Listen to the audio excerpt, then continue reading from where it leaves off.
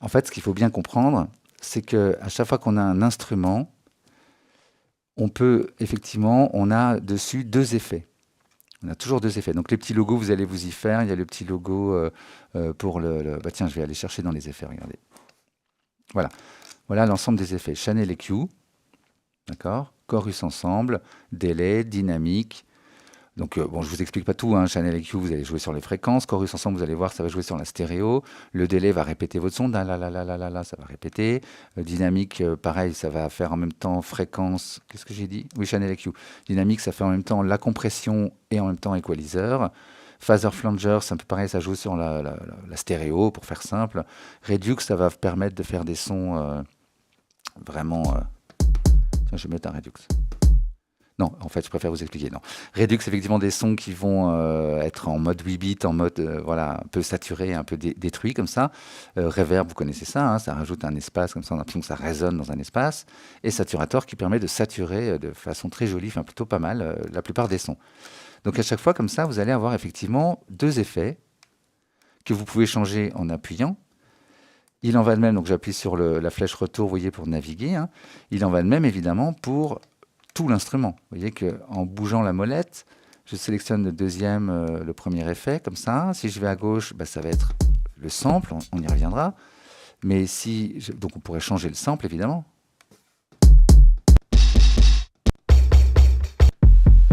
Pas de problème, hein, si on peut faire ça. Je fais entrer, puis maintenant, c'est ce qui est lu. C'est plutôt pas mal. Et je peux bien sûr changer tout le kit. Donc là, effectivement, c'est les trois qui s'allument. C'est un peu subtil, mais on s'y fait assez vite. Soit c'est un des éléments qui s'allume, et dans ce cas-là, c'est lui que je paramètre avec les boutons du dessus. Et c'est lui que je peux modifier en appuyant sur la molette, que je vais remplacer. Si par contre j'ai sélectionné tous les instruments, enfin le groupe, là je vais remplacer le groupe d'un coup. Et donc vous allez voir, ce qui est intéressant, je vais muter les autres pistes. On va aller dans acoustique. C'est génial, ça, on n'a pas ça dans live. Hein.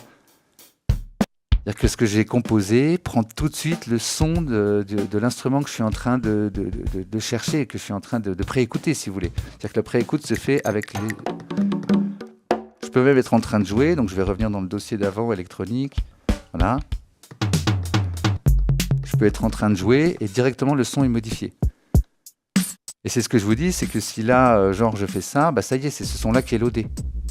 En vrai, moi, j'ai la vieille habitude de valider comme ça. Je sélectionne un son, je dis tiens, ça me plaît, et je valide. Mais non, en fait, il n'y a même pas besoin. En fait, vous faites autre chose et ça y est, c'est validé. C'est celui-là que vous avez choisi. Vous avez gardé celui-là, vous partez sur le changement de boucle, je sais pas quoi. Bon, bah, il vous garde ce son-là.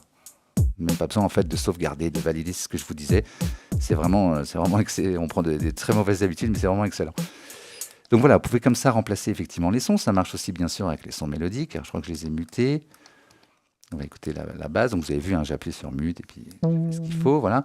Donc la basse, pareil. Hein, vous voyez que j'ai un effet reverb, saturator. Je pourrais le modifier. Évidemment, je vous laisse vous amuser avec ça. Il y a plein de choses à faire en bougeant ces boutons au-dessus quand on est sur un des effets. Là, la reverb, pareil, je pourrais en mettre plus. Et vous voyez, c'est ce que je viens de vous montrer là. C'est-à-dire que je sais que le dry wet est ici. Voilà, au bout d'un moment, vous connaissez effectivement comment c'est arrangé sur les boutons et vous allez tout de suite trouver le paramètre sur lequel vous voulez agir concernant le saturator. Voilà, tous les dry wets sont là. Enfin, c'est vraiment bien foutu. Ça se prend très vite en main. On a très vite, on va à toute vitesse. On a beaucoup de réflexes qui viennent. Donc voilà, vous avez beaucoup de sons. Hein. Et normalement, je vais à toute vitesse pour vous montrer un peu tout ce qu'il y a. Donc vous avez des logos. En fait, ça c'est donc un sampler mélodique. Ça c'est wavetable. Ça, c'est Drift.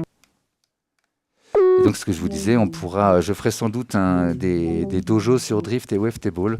Comme ça, vous serez apte à voir dans live comment modifier les sons que vous avez fait dans Move. Et vous serez apte peut-être à préparer des sons pour Move, parce que l'idée, c'est par la suite de pouvoir mettre des Drift et des Wavetable, de les loader dans Move, quoi.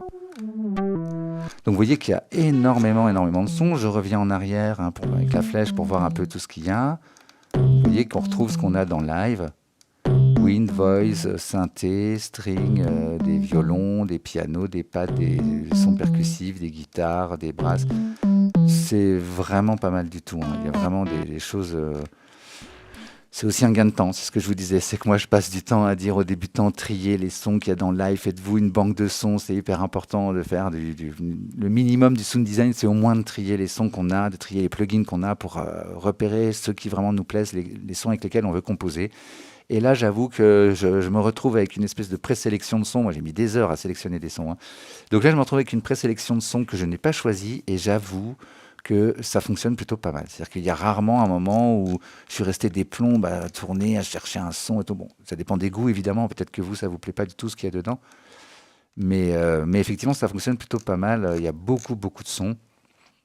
Je vous ai montré en rythmique, il y a 3 types de drum rack. Là, vous avez plein de basses, plein de... Bon, je vous laisse aller voir tout ça. Très bien, très bien, très bien.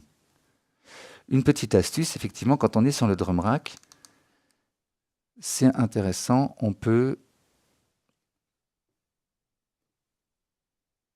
Oui, c'est ça. J'étais plus sûr de mes notes, d'un coup j'avais un blanc.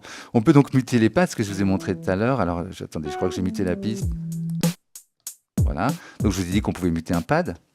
Mais surtout, regardez, là, je suis sur la reverb. Donc, hein, j'ai bien sélectionné l'effet reverb.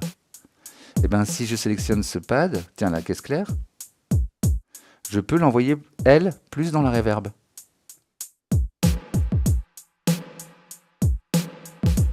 Juste elle, pas tout le reste. Donc ça, c'est vraiment intéressant. C'est-à-dire que là, effectivement, c'est la reverb scène pour l'ensemble des sons, la plupart du temps, hein, quand on est sur un synthé, etc. Alors que là, ça va être pour les pads. Vous voyez, reverb, pad 10, reverb, pad 6. Et donc, j'ai mon dry wet ici.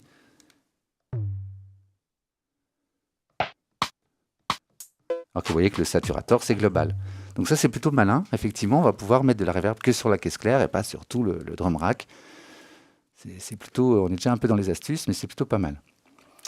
Et donc, effectivement, on arrive au plus intéressant, enfin, une des choses vraiment intéressantes. Imaginez que je veux faire bouger, par exemple, la saturation.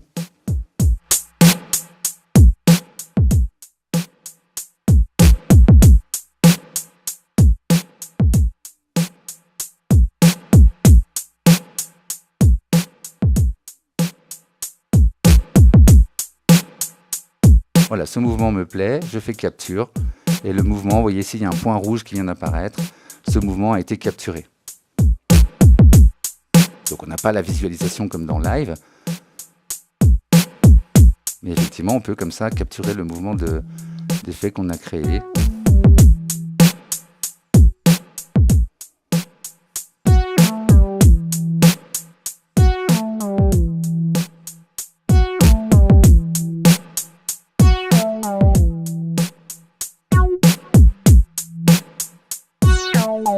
J'essaie de pas masquer l'écran.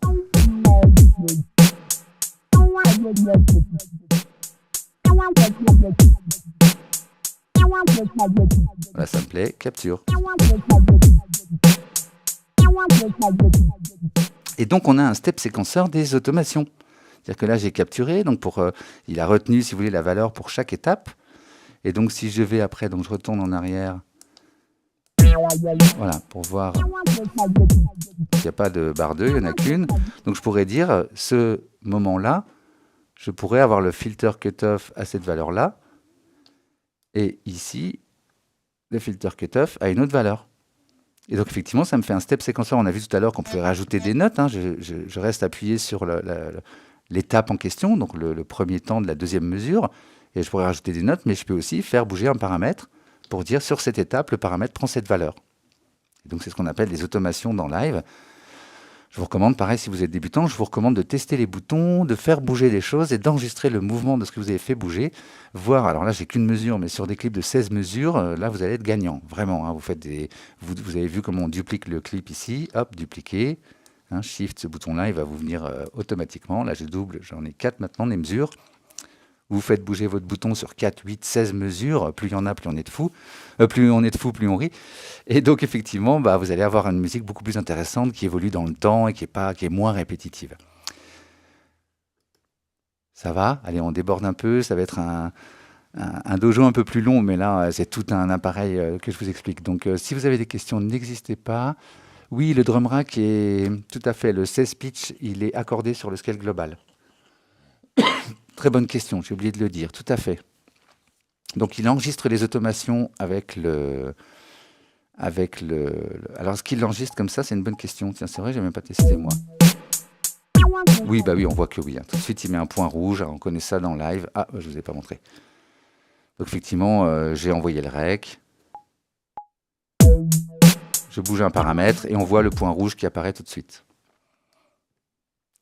Et vous voyez que j'ai oublié de le noter, mais effectivement, j'y pense.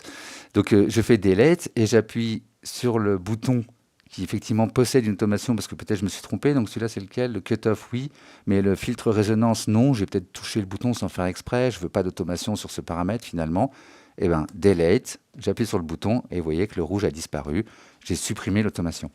Donc, bien sûr, merci pour la question. On peut les enregistrer. On peut bien sûr faire du capture aussi sur les automations.